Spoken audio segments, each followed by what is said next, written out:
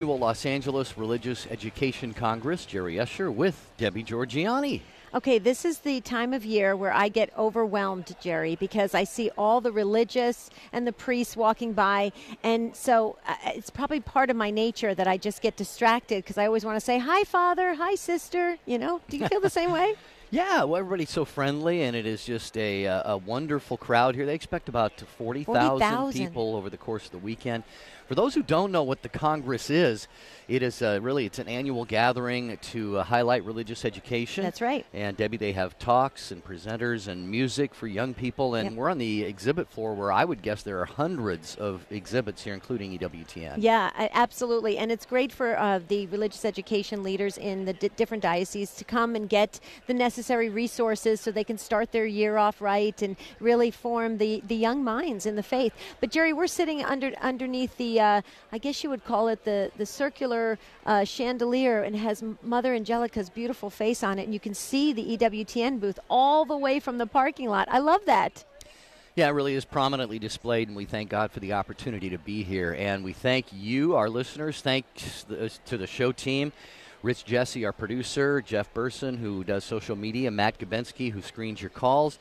And, yes, we do have a topic today. And, Debbie, I think really it kind of, in many ways, it ties in with the atmosphere and the event here, because this is about religious education forming minds and hearts, especially young people. That's right. And we see in our world today an astonishing level of bullying that still exists, and that's what we want our listeners to weigh in on today. Yeah, we're getting behind what causes the bullies to actually go out there and manifest that kind of negative behavior to others. So we're getting behind what is causing the bullies to bully. That's what we're talking about today on Take Two. We want to hear from you. Now, we're not trying to out you. If you were a bully in junior high or high school, you know, it's okay. We want to just really learn and grow from it. So here's the number, 1-833-288-EWTN. That's 833-288-3986. Please call in and share with us your experience about bullying. Maybe you were bullied through school. Maybe it really took a toll on you going into the future. Maybe you never got over it. Maybe you thought, you know what, it was no big deal. I just shrugged it off, and I sticks and stones may break my bones, but names can never hurt me. Maybe you thought that way. We want to hear from you. This is important. Let's have a real deep conversation, because we all, I think we can all agree, Jerry, we need to stop the bullying. Yeah, the number, while lines are open right now, and they do fill up fast on Take Two with Jerry and Debbie, it's 1-833-288-EWTN. I really want to hear from some of you. I remember, Debbie, I'll raise my hand. I was a bully, and I got bullied. Oh, wow. Okay, I got punched by kids in school. I ran and tackled a kid I was upset with one day. I don't know if you call that bullying. That's just taking out your aggression with your classmates sometimes. I think it was just like a guy thing? I think, bullying was, I think it was part of, like, life and a rite of passage. Not to say that it was right, but as parents today, how is the experience different from maybe when you were in school, or maybe as an adult? You see adult bullying. We see that. Or do you have children who come home from school, Mom, Dad, Johnny's picking on me. Susie won't leave me alone. And you're just kind of pulling your hair out going, my goodness, I don't want my child to be a victim of this. Right. Well, I remember an instance, I don't know if you would call it bullying, but I remember my son, my second son, coming home from school, and he would constantly have bruises on his lower parts from his knees down. He would constantly have bruises. And they had these things, Jerry, where they set up the classroom in little, like, quads, so everybody was kind of face to face, the desks. And I said to him one day, I said, why are you coming home with all these bruises? And he goes, I don't want to talk about it. I said, well, somebody's kicking you. Somebody's constantly kicking you. It turns out that the kid in this little, the way the desk setup was, constantly would kick my son repeatedly all day long. He came home with bruises. And it was so obvious when I walked into the classroom, I could tell, because the kid sitting across from him couldn't stop moving, and he was shaking his legs and kicking. And I thought, well, there's your problem right there. And I said to the teacher, I said, did you not notice that? And she says, well, kids will be kids. Now, no disrespect to to the teacher, because I love teachers, but I was a little shocked that we weren't more on top of it, saying, it's kind of obvious. I walked right in and picked up on it. And I'm just wondering how often that happens with our families and our children, and are we noticing it, and are we saying something to the authorities, and are the authorities doing something about it? Because we know that kids are oftentimes pushed to serious levels of depression, Jerry, through bullying. And they often don't say anything about it. That's the thing. They kind of keep this within themselves. And so we just wanted to have a frank and open and hopefully informative discussion about this. Again, while lines are open, we have a couple lines still open, 833-288-3986, Behind the Bullies. Debbie's got some interesting statistics and data that you have collected. But I also want to put this out there. How has maybe bullying been made more possible?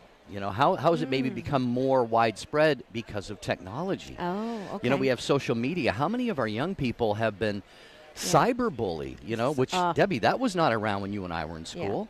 Yeah. I mean, you basically had the face-to-face, the playground bullying, or walking home from school. You get off the bus, you're a block from your house. These were the kind of traditional environments in which bullying took place. And now anybody, any age, can be the bully or be the victim of bullying. Mm-hmm. And, so I'd like to hear what people think about that. Well, let's get into cyberbullying because, Jerry, I think it's very important. Now that has stepped up to even a greater degree of, I think that could be very dangerous because they're hiding behind that. And when, in the old days, if you will, when we're bullying, like you said, you knew who the bullier was, right? But in cyberbullying, you may not know. It could be a group of people. It could be all, and reputations are being ruined, and it's really devastating, has devastating effects on our youth. I really think we should get into cyberbullying. So if you've been a victim of that or you know of that, please call in, share with us. We want to really make this a show that we can all make a difference, and we can change a little bit about ourselves. We can learn, we can grow, and we can go out there into the world and start to educate people to stop this, what's happening to our children. 1-833-288-3986. Okay, did you want to roll a break and get to calls, or did you want to share? Can I share just a little bit? Yeah, Debbie was sharing this with me on the way from the hotel to the convention center today. Some very fascinating, what are they, reasons, I guess, why people bully? Yeah, they did a study on different types of kids that bully and what's the reason behind it. And they even asked bullies why they do it. And this is going to be fascinating towards the end of the show. I'll share that. But here's the beginning, just a little snippet of what we've learned. It's understanding how this aggressive behavior, how it happens. And a common reason that a kid is a bully is because he or she lacks attention from a parent at home and possibly can lash out at others for attention. This can include neglected children, children of divorced parents, children with parents under the regular influence of drugs and alcohol. It goes on and on. It also could talk about having an older sibling that bullies, and so then that younger sibling goes out and bullies somebody that they can control and manipulate. It's very interesting. So I hate to be the bearer of bad news, but it sounds like this begins in the home, and it's a learned behavior. And so maybe this is where we need to start and try to maybe think about what's going on in our homes when we send our kids out there into the school system. So that's a little bit of it. We're going to share more of it the rest of the show. Yeah, that's a tip of the iceberg there on what Debbie has. 833-288-EWTN, getting behind bullying today. What's your take on this?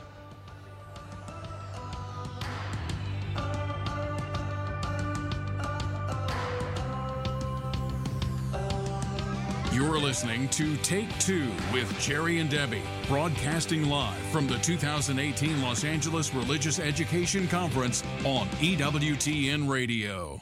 This week on EWTN On Location, the 2017 EWTN Catholic Radio Conference comes to EWTN Television featuring Dr. Ray Garendi, Father Larry Richards, Tompkin and Blaze, the EWTN Choir, Dr. David Anders, EWTN radio affiliates, and more. It's an hour of highlights from the Catholic radio event of the year. Join us for EWTN On Location tomorrow afternoon, 2 p.m. Eastern on EWTN Television.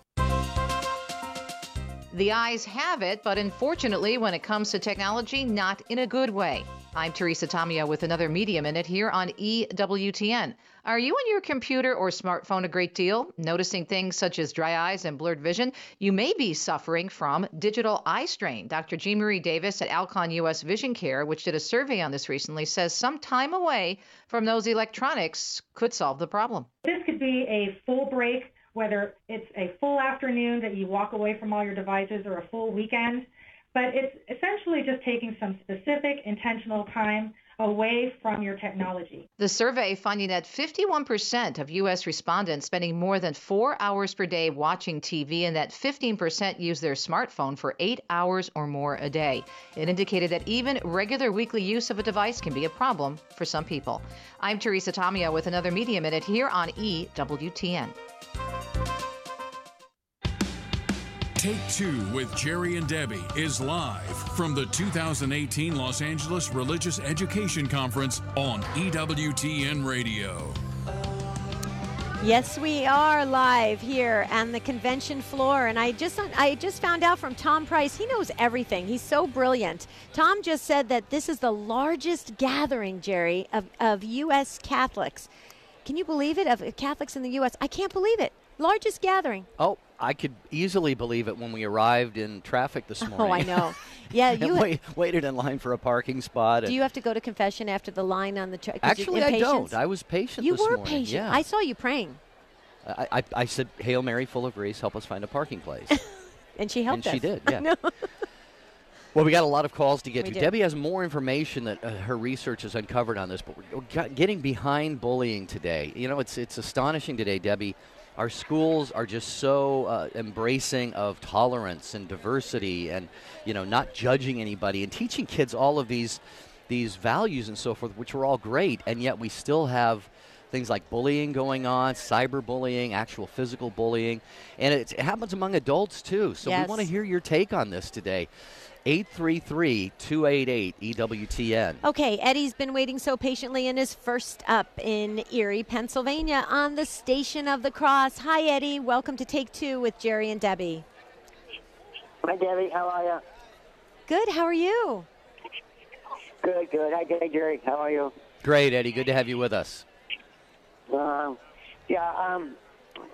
was young, first grade, there was always rivalry, athletic rivalry. One time I lunged and I ended up with a slight concussion. And then we moved on and to the East Coast and Jersey, and I used to get slammed around a lot and hope one of my so-called friends would protect me. Never mentioned it to the family. And time went on. It was a time when I thought that was the world, that was the end of it, that was everything there ever was. Well, it's a sin to be a bully. But it got better. But anyway, I was just wondering how you could tell, they need to tell the teacher, they need not to be afraid, Right. They need to tell the family. Yeah, Eddie, we can hear it obviously in your emotion that this is something that impacted you not only when you were younger. I'm all right. I'm all right, dear. You're doing okay? I just wanted to let you know that, that the child needs to be able to tell someone, and they have to listen. Right? Right. And Debbie, I'm curious, and as you were uncovering some of the information you found out, do young people hesitate to say something maybe out of fear of retaliation or anything like that? But that's exactly why when I was sharing at the beginning my little minor episode with my son, he didn't want to tell me that the kid was kicking him because he didn't want me to go in and start something, and because he thought it would get worse. He thought that it would escalate into something. So I think there is a real, Eddie, I agree with you, there's a real strong sense of fear that stops our young folks and even adults from speaking out because they don't want it to happen. Who wants to have more pain inflicted on them? So of course that fear is going to lead. And I agree with you, Eddie. But I think the more we expose this, the more we get behind what is causing the bullying, then we can diffuse it and deflate it. I think. What do you think about that? Well, the thing is, that's the point. Fear. The fear of getting, things just getting even worse than they were, and that can go on for years, Nobody's saying anything. Yeah. So you have to talk to the children and, find out like you did with your son, Deborah, and you say, hey, look, he's being kicked every day. I mean, what's your problem here, he's blind or something, you know. I want this stopped, you know, and because the child won't always say anything, you know what I mean? But you were a good mother, and you know, Aw. you stepped in. So Thanks. I tried. Thank you. Yeah. you did. Bless you for that comment, Eddie. And I would say that there's another element here, too, and that is what do young people want, even adults, but young people, Debbie, what do they want more than anything else as they're growing up? Acceptance. Acceptance. They don't want to be seen as the snitch. They don't want to be seen as the weak one. Tattletale. You know, so this is another reason why they may just clam up and tolerate this, you know, and, Right. and it can be devastating in Right. some cases. So thanks, Eddie. God Thank bless you. you, We Eddie. appreciate that. Sylvia is next in Lubbock, Texas, tuned into Sirius XM 130, has Take Two with Jerry and Debbie. Hi, Sylvia. We're glad that you called. Welcome. Hello. Hi, Sylvia. I really appreciate y'all's radio. It really helps out every morning for me. Oh, bless you. Thank you. Thank you. I do want to touch on, I also have my children. I have rules that I apply to my children. I'm Catholic, baby Catholic. All my life, I baptized my children. They were birthed. I do instill in my children 3 rules. Number 1, do not ever put yourself down. You are special in God's eyes, and you're special in mine. Do not ever allow anyone to hurt your heart, because you're special. Now, number 2, if you ever have a question about life, about anything, please ask someone. Don't just stay in doubt. Ask me or ask the church, but clearly ask someone. And 3rd, to make sure that they do something nice for someone. And you have to teach the child how to do this by letting them know. Say thank you. Open the door for someone. But that itself is giving to someone else and teaching them that. With that, when I send them to school and they're around other people, I did notice that my kids are being picked on. I didn't find out until my youngest one told me when she was 14. Her hair was pulled. They told her she was skinny. They told her she was ugly. She's very beautiful, but they insulted her all the time that she was there. The teachers there are pretty biased here in Lubbock. Some of them are, and they will only initiate to help some of the kids. I hope the teachers understand that children understand these things. And some kids will pick it up, too, that the teachers are biased, and they'll be biased to other children. I've seen this, firsthand when I try to explain to a teacher what's happening, and they don't have the answers. And I do believe that my daughter, when she said that she told the teacher, it was because the teacher chose to look away. I do understand the classroom is really hard to handle, but those people that they're handling are children and real-life people of our new generation. And they had to be molded. Just like they're molded at home, they have to be molded there too. And we entrust that in the teachers. We have to know it's our obligation as parents to guard our children no matter where they're at, and I keep them in prayer. I homeschooled my child because it became hard when no one was doing anything to protect my child. I don't find that a hard thing to do because she graduated at 17 from high school, and now she's 21. And an engineer in computer science. So I hope that helps people out there to understand how much your child needs you. They're going to need you until they're able to do things on their own. And us parents have to be there to make sure we do watch over our children, even from other people that don't understand life the way you're understanding it. And I think that is what we're facing right now, is that other people don't understand us either. Wow, Sylvia, that was a very insightful take. Thank you so much for sharing that. I've got a couple things, and then Debbie might as well. I want to say, I think you're right, and God bless teachers. I would never. It's one of the hard. last things It's I would hard do to is go into teaching today, especially because of the challenges. And really, when you think about it, Sylvia, you know this, Debbie, you know this. When a parent sends a child off to school, that teacher, Debbie, those teachers are like substitute parents in a sense. That's exactly And right. the parents are, of course, the primary educators and formators of their kids. But if they work or whatever and their kids go to school, then the teachers have that responsibility. And Debbie, bless the hearts of all those teachers who understand that and take it seriously. How many callers do we get to the show who are teachers? Oh, yeah. And they are just pouring themselves out for this. But I think Sylvia's right. It's maybe just a good reminder for all of us, especially those who are involved in any way, whether it's a school teacher, a youth minister, or whatever. Just really understand these are souls that are being formed for all of eternity, and that responsibility that you have is really tremendous.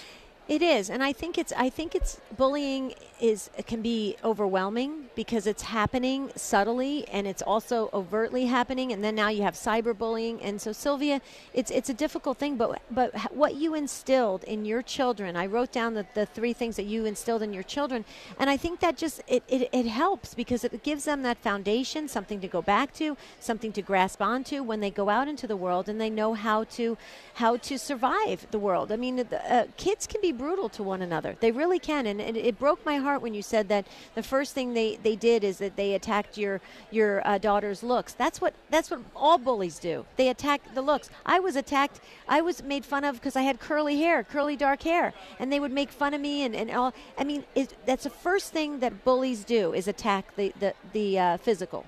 But it's all superficial. Yes. Sylvia, would you be so kind as to repeat those 3 things that you instilled in your children? I thought those were great, and those are worth hearing for all of our listeners again. Yes, I'd love to. Number 1, I instill in them that they are beautiful. Never, ever put yourself down. And I go in depth, no matter how hard school is, you can handle this. You're beautiful. God believes in you. Just like he created everything in his own special image, he created you too. And you can accomplish anything in this world because he believes in you and he loves you. And it's a relationship that he has with you intimately. It's in your spirit that he guides you throughout your day. Second rule is make sure if you have a question in life, you need an answer. Ask someone that you truly believe that can give you that answer. If you can't, really search to your priest. They're really there for us. They're there to guide us.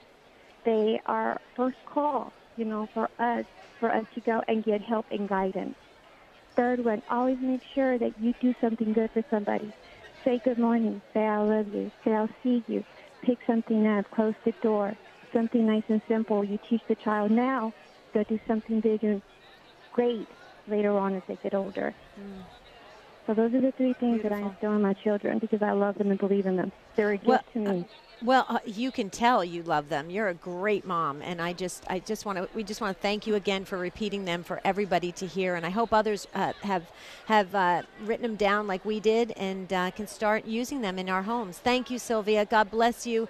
Your daughter's brilliant. Your daughter's brilliant, Thanks, and she's got a great future ahead. So that's great.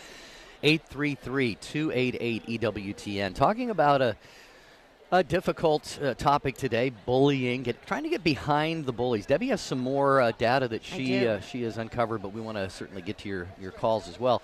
If you want to join us, if you have an experience with one of your children, maybe your own experience like Eddie shared when he was growing up, or maybe as an adult, maybe you've got a neighbor who just kind of hassles you a lot or something and you're just not quite sure how to deal with that. Or perhaps you've got some suggestions, recommendations, about how we can better get a handle on this and eliminate this scourge from our society. 833-288-EWTN. All right, Lillian, you're right after Lori. Lori's in Washington State, also listening on Sirius XM 130. Hi, Lori. Welcome to Take Two with Jerry and Debbie. How are you this morning? I am doing fine this morning. I wanted to share that I was bullied yesterday. I'm a sidewalk advocate and a leader here for 40 Days for Life. And I had a fellow stop yesterday who bullied me. Now, I'm 5'1", and he was about 5'8", and he literally just was yelling at me, calling me names. And after everything was over, actually, I ended up having to go to the ER because after the adrenaline rush, it kind of put my blood pressure over the edge. I'm fine, but I was thinking, I've been praying about it, and praying for him. I think the biggest issue that's going on with bullying is that people are not taught to respect other people, just generally. There's no respect for other people, for their opinions, or anything else. And when people are hurt and angry, and it was obviously this fellow was hurt, and probably by abortion, because I'm standing here in front of the Planned Parenthood. I believe that if people don't respect life from the beginning and don't understand that we all have a right to have our own opinions and have our own life, then that's what started it all. And I believe it's just been more and more illustrated by what you see on the news. You see these terrible women's march and these other things, like even the 17-minute walkout yesterday, which had just, it's so political.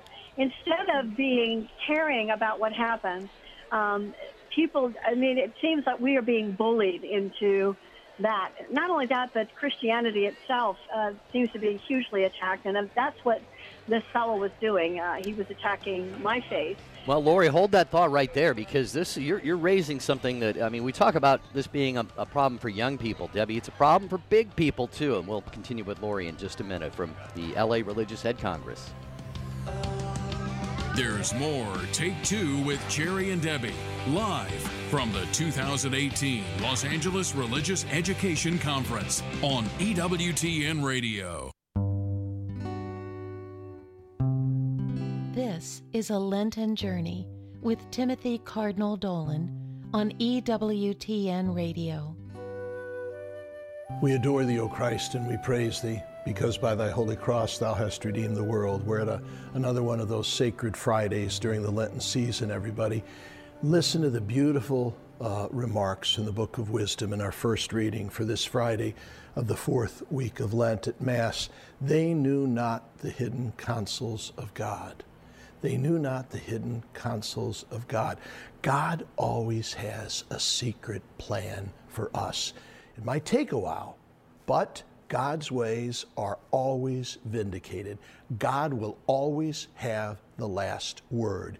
And we need to remember that when everything seems like Good Friday afternoon. God will have the final say. A Lenten Journey with Timothy Cardinal Dolan is available on DVD through the EWTN Religious Catalog. This DVD includes all 47 segments for each day of Lent, from Ash Wednesday to Easter Sunday. To get your copy, log on to our website, EWTNReligiousCatalog.com, 24 hours a day, 7 days a week, or call 1-800-854-6316. Post your intentions on the prayer wall on Jerry and Debbie's website. To get there, just click on the bright yellow J&D logo at take2show.com. Jerry and Debbie personally reply to every prayer intention that's posted. Others will also offer you their prayer support. When there's something important you want prayers for, post it on the prayer wall on Jerry and Debbie's site. Visit take2show.com, click on the J&D logo today. Hi, this is Cy Kellett. Later today on Catholic Answers Live, join us from the floor of the Los Angeles Religious Ed Congress, when our guests will be Father Mike Schmitz and Father Hugh Barber. Catholic Answers Live from the Los Angeles Religious Ed Congress, 6 p.m. Eastern here on EWTN Radio. Now back to Take Two with Jerry and Debbie. Take Two with Jerry and Debbie is live from the 2018 Los Angeles Religious Education Conference on EWTN Radio. We're talking about bullying today on Take Two with Jerry and Debbie. If you want to get in on this conversation, please call in right now at 1-833-288-3986. We're talking to Lori in Washington State, who was bullied yesterday. And Lori, I'm glad you gave us a visual of it, that you're 5'1". This man bullied you, who's 5'8", taller than you. And you made a comment, Lori, you said about having no respect. I just wanted to share something that's very interesting. In the research we did on this, on getting behind what motivates bullies to actually go out there and do the destructive behavior, one of the things is, interestingly enough, is that the bullies, when they have been studied and talked to, they lack kindness, compassion, and respect. Wow. So exactly what happened to you yesterday. Jerry, how can we, and Lori, how can we change this? I mean, this should be a simple fix. To teach kindness, compassion, and respect, this should be a simple thing, but why is it so difficult? Lori, you go first. Well, I really think that the issue is that the golden rule is not in school anymore, because that's God's rule. When we take God out of the situation and you allow people to be bullied because of their opinions, their religious beliefs, and their looks, everything, and it is allowed. It's actually, it's not taught. Do unto others as you would have them do unto you. And I believe what's happened is that the younger generations, and this guy was probably around 30 and I'm almost 70, that this guy just hadn't had no respect for his elders, number one. When I grew up, we absolutely had respect for authority. But nowadays, authority is not looked at. And I believe that's because we've taken God out of the situation, because God, of course, is the ultimate authority. And when you reject that, then there is no reason to respect anyone else. It's all about you. And, of course, the narcissism that's happening in the people now, that their opinion is the only opinion that matters, is why they feel it's okay to bully people. Great points, Lori. And you talked about authority, and we don't see this in authority. And we can look at the very top, if you will. How many people accuse President Trump of bullying? Mm-hmm. And let's be honest, President Obama bullied. He bullied the Little Sisters of the Poor. Are you kidding me? Trying to, bully a bunch of, poor little religious. So, if it's happening at the top, and this is not a partisan statement or anything, but we see it in our society. But, Debbie, the bottom line, what Lori pointed to, is if you take God out of a situation, guess who's going to rush in? Satan. Yeah. That's simple. So this really is much part of a much bigger problem. We've got to get back to civility and faith and teaching virtue and character. And thanks be to God, a lot of great things are going on in the Catholic Church to do that. And I just want to say real quickly, Lori, when you shared that you're 70 years old and this person was 30 years old, that just made my stomach go into knots. I'm sorry you were not given the respect that you deserve for living 70 beautiful years on this earth. I apologize on behalf of this person who did this to you, because that was just wrong. Flat out wrong. So, Lori, I'm sorry you had to go through that, but keep going, stay strong, because you're doing great work out there in the community, and we need more Loris out there. So, thank you. I just want to say one more thing. One of the things that I think, because I have God in my life, after this incident, I've been praying for that guy all night long, and I've forgiven him. But on the other hand, I am not forgetting. And I'm planning to press charges. Well, I had 4 sheriff's officers here to my rescue, and I ended up being transported by an aid car and to the hospital. I was fine. I was there a couple of hours just to get my blood pressure down a little bit. Wow. But I thought in the end, God is in control, because they didn't do any business here yesterday afternoon with 4 sheriffs here and an aid car. So God is good. God is so good. And I feel protected by him. Don't worry about me. But thank you for your thoughts and your apology. But I believe that things happen because God wants us to rise above these occasions. It was scary. I was, in a lot of sense, very frightened by this. But I didn't feel that my life was in danger. But I did feel I needed to call 911, and I'm not the kind of person that doesn't do that. But I found out, too, that in your weakness, that's when you're strongest, because that's when you have God with you. That's right.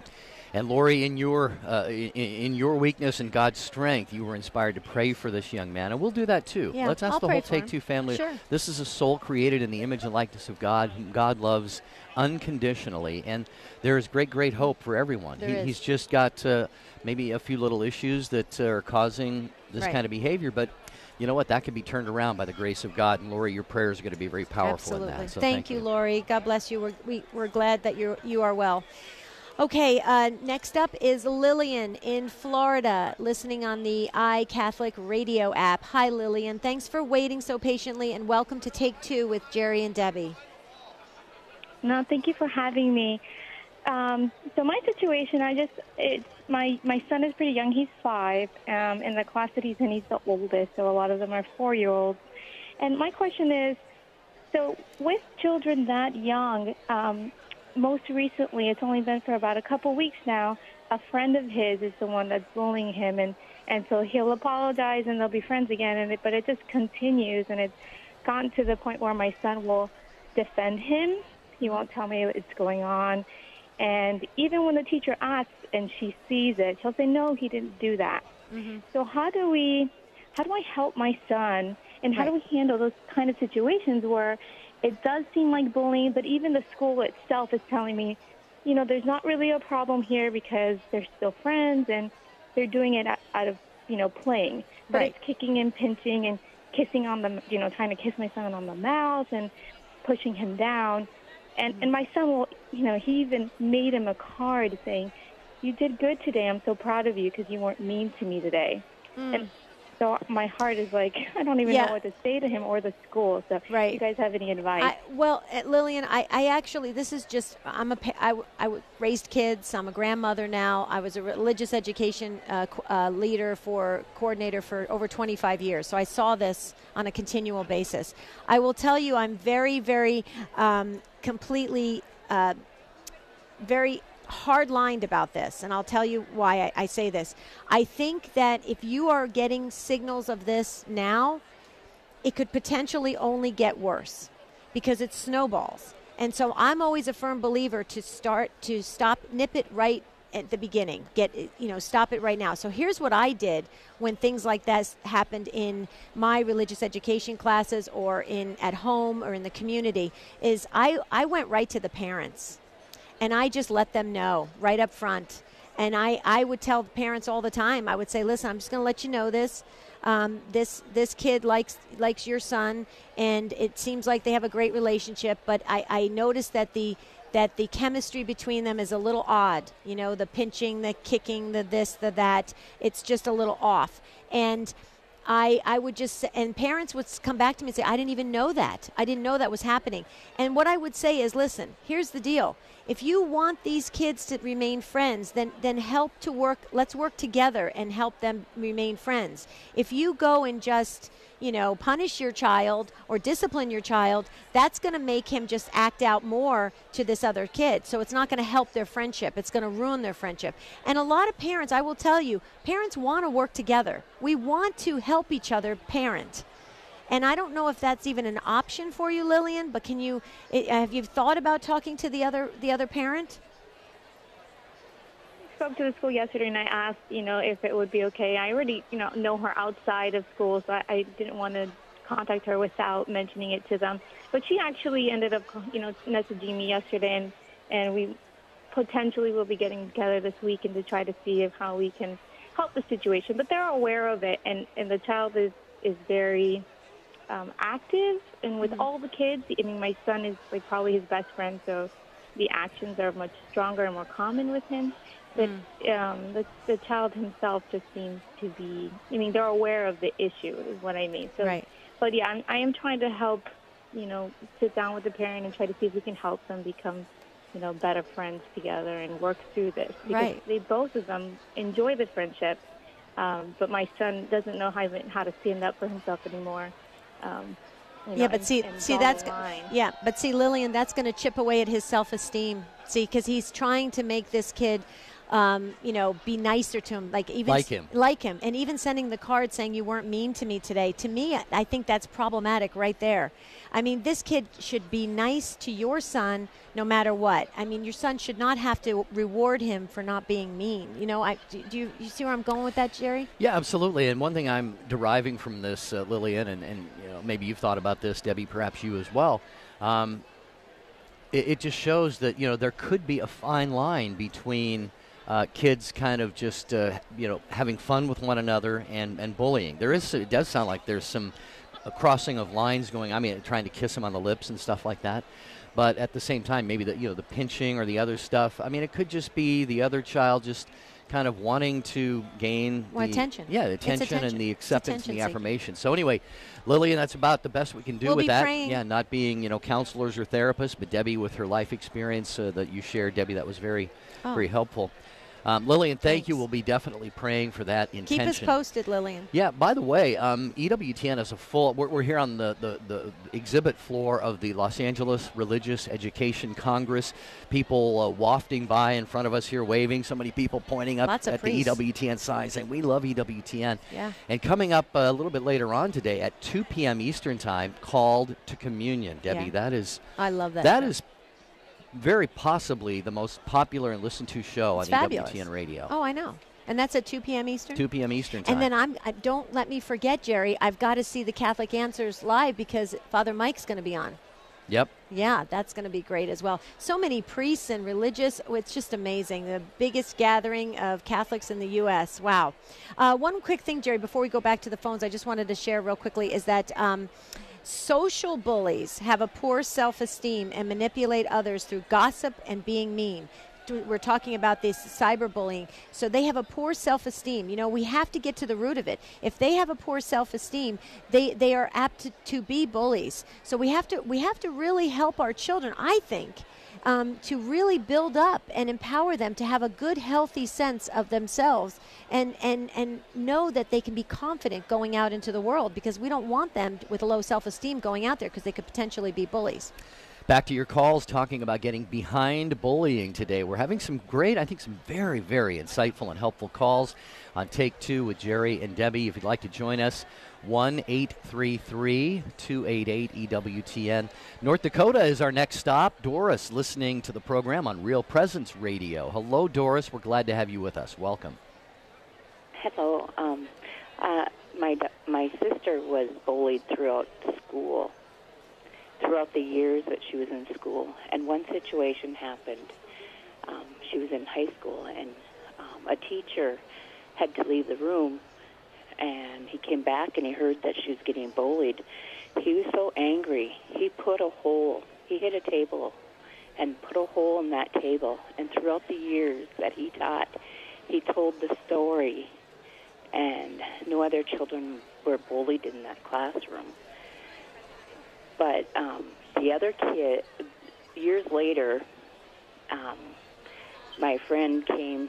We had a school reunion, and she was praying over my sister. And my sister forgave these people, and she, one by one, in order that she forgave, they came up and apologized to her. Wow.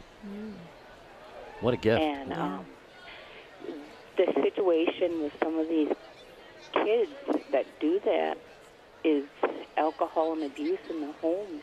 They learn it at a very young age. Well, Doris, that's in the research Jerry and I did, it actually says that's a learned behavior, and it can be unlearned. And if it's learned in the home for some reason, kids go out, we have to retrain them somehow. Now, we don't want them to get bullied, and that's the way that they learn, because that's just as like a vicious cycle that can keep happening. We want to start at the beginning and really help kids to realize that when they go out there, there's power in their words, there's power in their actions, and it's very, very important. And their words and their actions can either be affirming or they can be very, very destructive, especially to the soul. And you know what, Doris, I think my heart breaks for your sister, but it sounds like it came full circle, and she somewhat felt better about how it all ended up with the apologies and everything. But I can't even imagine what your sister went through, because it's hard enough to get through school, and to have that as an added layer, I just can't even imagine. So my heart goes out to her. Well, how few people get that opportunity for, I guess, the apologies, to offer forgiveness, and the closure. So Doris, it sounds like things turned out pretty well for your sister then, would you say? It still affects her Yeah. emotionally. She's got a low self-esteem. Yeah. Like that, yeah.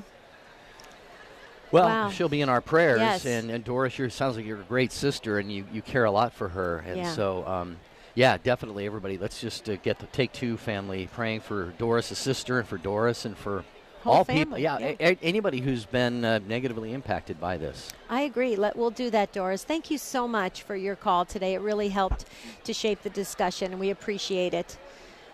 Okay. Do you know what? Can I just say something real quick about the Catholic News Agency, Sure. CNA?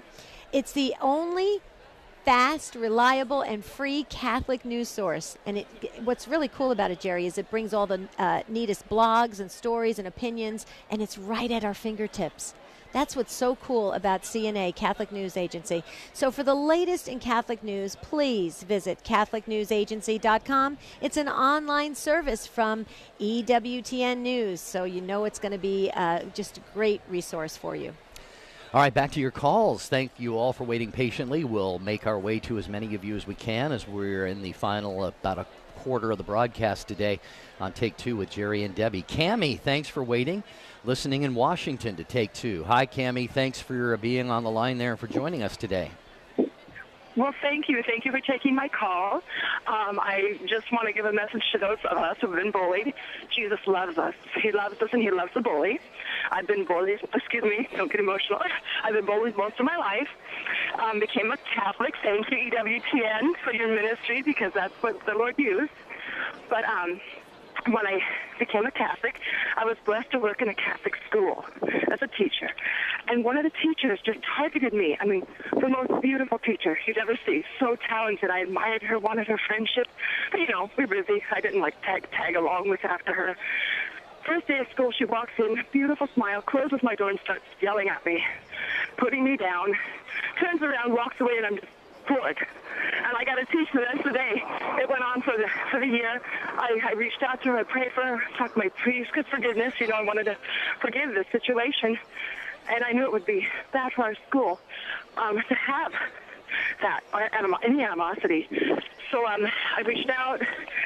We'd be acquainted again, and then she formed me again. It was just really strange. And the problem was, people knew it.